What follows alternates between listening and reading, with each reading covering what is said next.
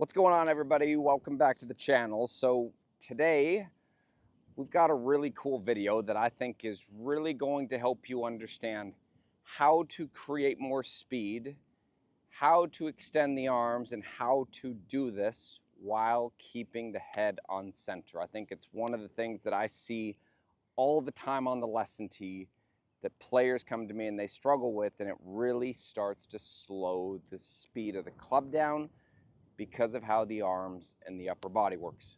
Let's get into it. All right, so the first piece of this concept that I think a lot of us need to understand is that the speed in which the shoulders, which help move our arms, the speed in which these work is roughly 6 times faster than what the body works. This is not me saying that the body is not important, because I do teach the body quite often. But I think for a lot of us, we need to understand how the shoulders work around the spine's inclination, especially to the finish. So I like representing it, and I like kind of using this as a demonstration when we understand how the shoulders work. So if I use this golf ball right here that I see far too often in golf, is this, where the upper body is in front of the lower body, and then we get chicken wings and the arms get short. So if we look at this, the arms aren't really moving when I'm going. The ball tends to come out lower if we make a divot. Like that one for me went really low, really left. Or we'll see players pull the arm in more, open the face, and then we start to project kind of a deflected cut. So when we go back to this analogy right here, the first thing we need to understand is what the spine's doing and how the shoulders can actually move around the axis of the spine, especially to the finish. Then we'll relate it to the arm movement. So when we take the spine right here, if I took this and I put this from my head down to my belt buckle, and I projected this, this would be my spine. I'm going to throw one more alignment stick on here now. These are going to represent my shoulders. So if we looked at that player right there, the reason why they can't create a lot of speed is because all they're doing is they're pivoting from this point in their spine and they're rotating to move their shoulders. So you can see my shoulders are actually not moving. My spine's rotation is moving, which means I'm losing out on access to my shoulders and my arms that can move 6 times faster than my body. That's club head speed, low point control. I really think this is an important piece to understand for those of you that struggle with this. So if we look at what actually happens, is we would see that the spine would move forward. So the pelvic region would move forward over our lead foot. And from here, now the shoulders and the arms would start to work their way around the spine's inclination.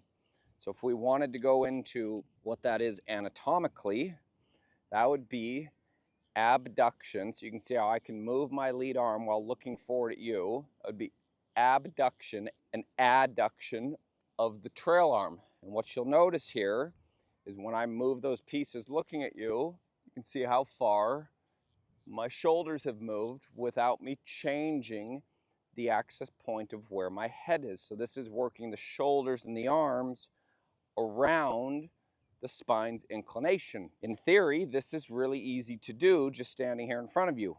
But then we need to go into how can we work on it. Here's one of my favorite drills.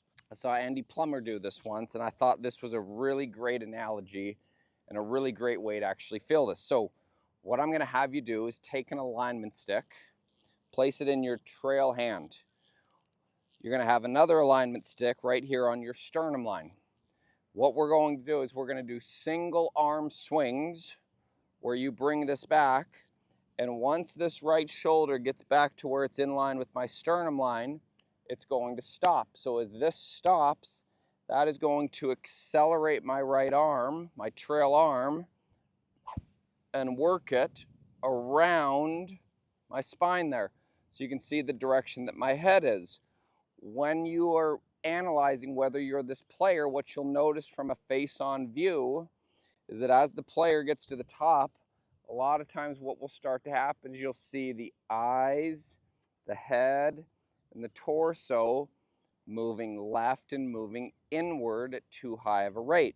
So when you practice this, if you struggle with getting the upper body too far in front and shortening the arm length or shortening the radius, let's do it like this. Take an alignment stick. Here's our head. And I'd really like you to make as much of a whooshing noise here past the ball, stopping the right shoulder on our sternum line. So it would look like this. I'm going to put my left arm behind my back. I'm going to swing this back. You can see my shoulders have still moved. My head's still here on center. My eyes are actually looking slightly out to the right, which is creating a counterbalance. My neck tilt towards the ball is allowing my right arm and the mass of the club to work back and behind me right there. It's also how we stay in the spine inclination. I think it's a really good way to help counterbalance that. So again, let's do that one more time. Lead arm behind our back. We're going to stop the trail shoulder right here on our sternum line, and we're going to accelerate the trail arm around us. So here, stop the shoulder, accelerate the arm. And there's what that look would be. So you'll notice here that this trail arm and shoulder is working into my chest. So you can see this angle right here is becoming less. It's not staying the same and rotating. Then we can grab a club and reproduce that feel. Grab our club. I'll make a practice swing here. Stop the shoulder at the ball and accelerate the arm. I would not practice doing this slow. You want to do this at speed right here, okay? So I'm in here. One more.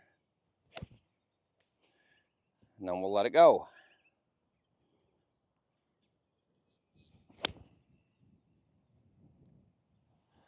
That was a pretty good strike right there, okay? Let's do it one more time. So I'm going to try and get my shoulder to stop at the ball and the trail arm to work around me. And that right there was an even better strike than the previous one. I really like the way that felt. It's also how we see a lot of these players, I would say, finish in a very balanced position. We're creating counterbalances.